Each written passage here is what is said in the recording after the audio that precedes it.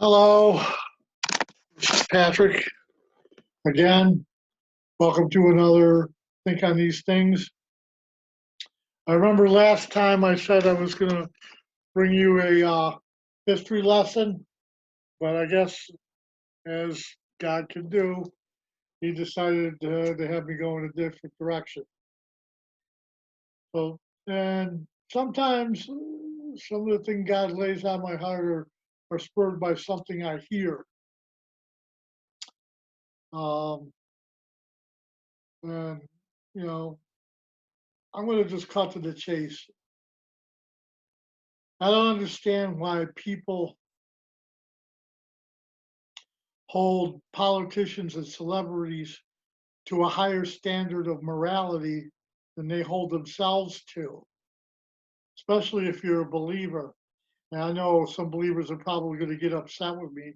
Yeah, people get upset with me probably on a daily basis for something I said, sometimes stupid, sometimes not so much.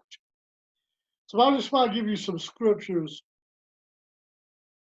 and then kind of give you uh, my opinion, for lack of a better word, or my take on it. Romans 2 to 11, this is the International Standard Version, says, because God does not show partiality. Now, the preceding passages are talking about, him abolishing the difference between the Jews and the Greeks. That's okay. The application still stands. God doesn't show partiality whether you're a rock star, movie star, a president, senator, congressman, or whatever. The other thing, okay, Romans 3:23, also the International Standard Version. Since all have sinned and continue, keyword is continue, we're still sinning, people, to fall short of God's glory. So for us to put, presidents and celebrities, because they're public figures, and I get it, and yes, they probably do have a great deal of responsibility. But to put them up on a pedestal and have their lives cross-examined by a sinning public, that's just not how God works. You know. And let me get to my final scriptures because these are really where it's at. These are from Matthew 7:3 through 7:5, I believe. And these will be from the Passion Translation. And I chose that because it seems to nail the point home better than some of the other translations.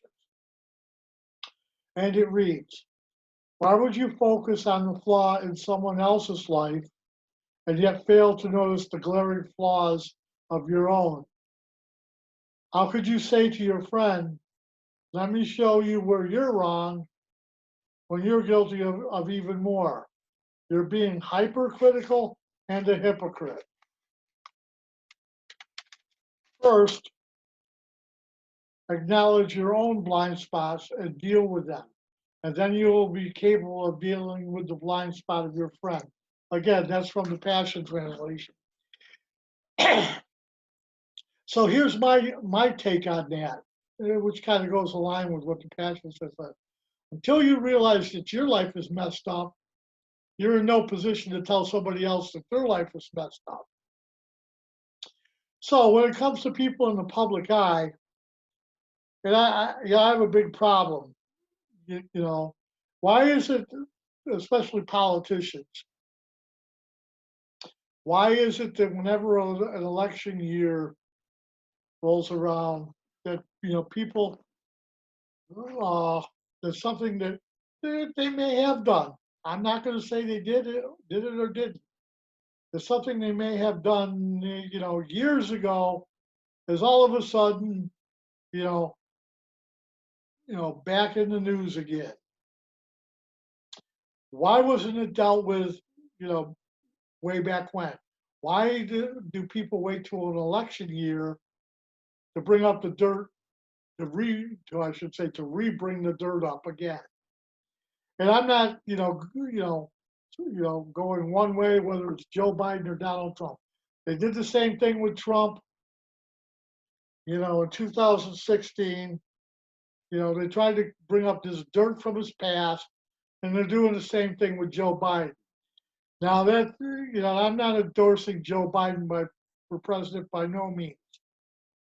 All I'm saying is wrong, Democrat or Republican or conservative or independent. So it seems to me that somebody's putting a bug, this is just my opinion, a bug in these people's ears to now bring it forward. Now that it's an election year and all this stuff has happened years ago, so now it's going to be a big deal again. I really think that, just as much as, I believe the left, does a smear campaign, I believe the right to some extent does the same thing. So I'm calling it down the middle. I'm not going one way or the other. Doing it to Donald Trump was wrong. Doing it to Joe Biden's wrong, or any other candidate. And because one party doesn't like the other party's choice, blah blah blah. So let's see what we can find out about them. To make a smear. And it's just wrong. I think the reason people do this is the same reason why, they point faults out with you and me, is so that by doing that, they don't have to look at their own lives. Oh, because he's a public figure, he's held to a higher standard. Well, guess what? God doesn't look at a person as a president, a rock star, movie star, a famous artist. All he sees, is a human being that's got a messed up life that needs Jesus. And there may even be something for the unsaved out there at the end. So we need to realize, that our lives are messed up too. Thank God for the grace of God. Which, by the way, speaking of the grace of God, because I brought that up, where is grace? For these people that are in public office, where is grace? They make a mistake and we're ready to crucify them. So where is our grace? Where is the love of the believer towards them? Now, again, I'm not saying that they're not guilty of anything. All I'm saying is, why wasn't this stuff dealt with years ago? Instead of being brought up coincidentally during an election year. So, anyways, that's just just thoughts. But it kind of goes against God's principles of love and forgiveness. That we're going to drag something up, and I am probably guilty of it too. So I'm preaching at myself as well. But nonetheless, so I ask God's forgiveness, and I'm doing that publicly. So help me God. Forgive me if I've done it, and maybe didn't realize that I was doing it, or didn't realize it and was just kind of getting, pulled along like an idiot. But we need to acknowledge God, God's grace, because the word says, it's by our love for one another that the world will know that we are Jesus' disciples. But how about, the love for, our fellow man too? Not asking, you don't have to agree with their policies, what's going on now really stinks, and it is a violation of our constitutional rights, no doubt about it. But am I going to hold any personal animosity towards these people? Nope. Best thing we can do for them is pray for them. People like the Nancy Pelosi's and the Governor Whitmers and so on and so forth. We should be praying for them. I mean, it's not wrong to speak out. It's not even wrong to have a protest. I'm not saying that either. Our constitutional rights are being messed with, and that's really not their place. But that's a whole nother story. What I'm talking about is, bringing up stuff from the past into, and making it relevant to now. And it's funny. It always seems to be, and I'm bringing this because it seems to coincidentally always seem to be when it's an election year. You don't never hear nothing about this stuff except for way back when it happened. But then there's years of silence. All of a sudden, it's an election year. Now the dirt comes up again. It's like, dude, news media, let it go. As for Joe Biden, they should just let him, just retire and go back and live out the rest of his years because he's being set up for a fall, my opinion. Anyway, so, and for you who are not saved, yes, I tend to ramble and I apologize. Your life is even more messed up because you have no direction. You have no spiritual direction. Let me be specific. You're just going along, and I'm going to say this, and I've said this before. Life without Jesus is really not life; it's an existence. So your only purpose, only reason for being alive is to live for this world, and have no regard for what happens after your life is done here. God, looking at the situation, especially today, if I thought, that this life was it, and when this life was over, that's the end. It's like I probably wouldn't know what to do, to be honest with you. Excuse me. Pause. So I'm just saying, you know, realize that these people are human too. They have the same weaknesses. Just because they're public figures, that doesn't give us the right to hold them to a higher standard than we should hold ourselves to. Because by doing that, we take the focus off of what's wrong with our lives, and we say, "Oh, he or she did this wrong. Let's make an example out of them." So that's just wrong, and that's not how God works. And like I said last time, that God loved them so much that He would rather die than be without them, and He did. I said Jesus to die on the cross. So whether they accept Jesus as their Lord or Savior, that's a personal decision between them and God. I would hope that they do. A little Yogi Bear thing going on there. I would hope that they do, but nonetheless, that's between them and God. I hope they hear the gospel and they're given that chance.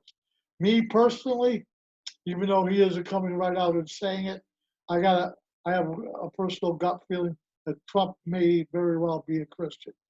But I can understand why he doesn't come right out and say that too. I mean, he's getting crucified it out. If he came right out and said he was an outright believer, then yeah.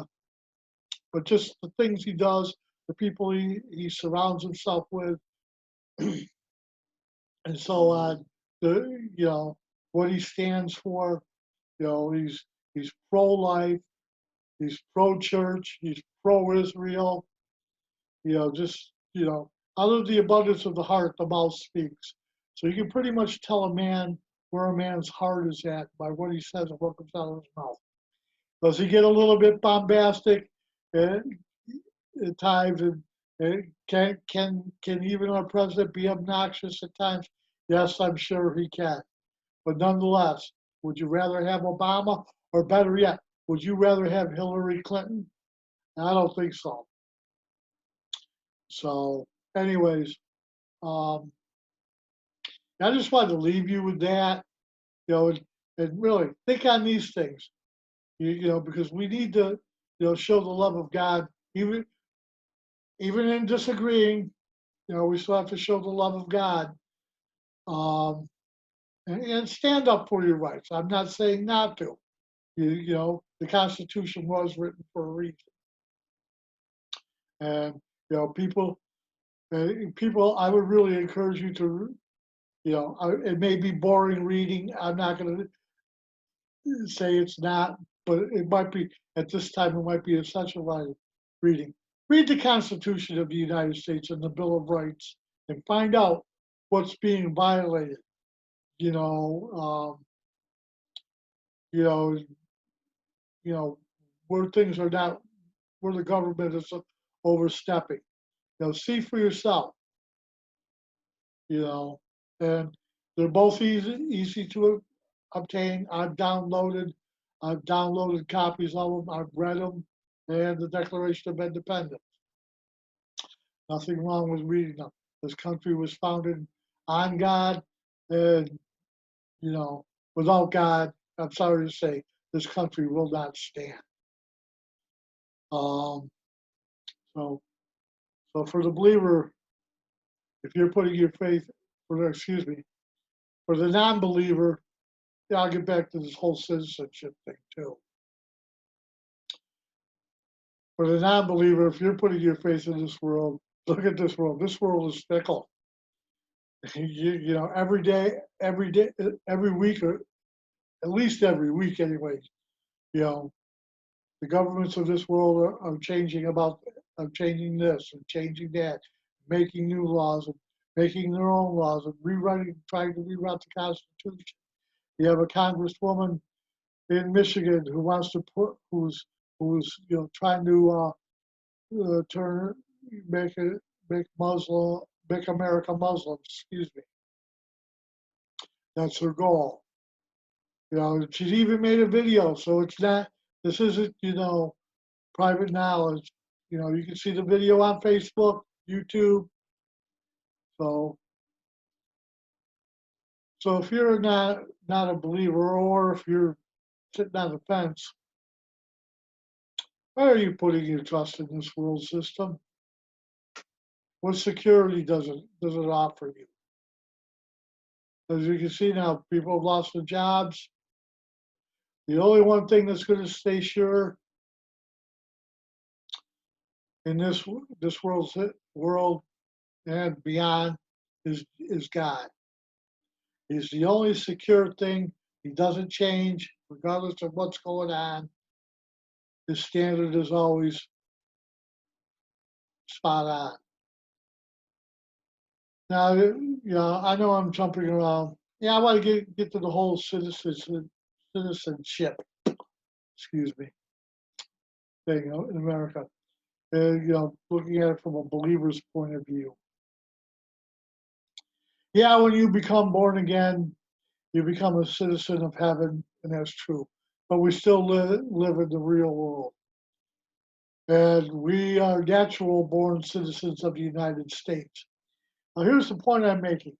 In the book of Acts, when Paul was being mistreated, he made the point of pointing out that he was a Roman citizen and he should have been afforded the rights of a Roman citizen. So by making that statement, there's nothing wrong, with standing up for the fact that you are a citizen. We have a dual citizenship, as did Paul. He was a Jew and he was a Roman.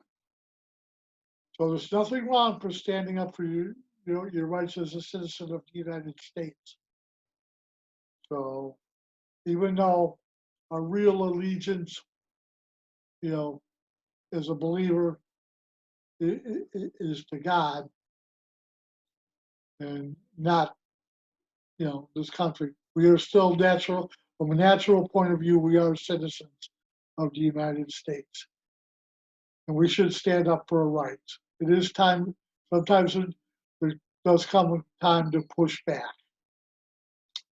So, and I pray God gives everybody wisdom to know when that time is. So think, this is Patrick Tynan saying, think on these things, and maybe next time I'll come back with that history thing.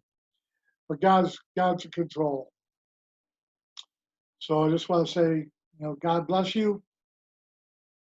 Stay safe, enjoy life, and love God. And let's keep the gospel going. Bye for now.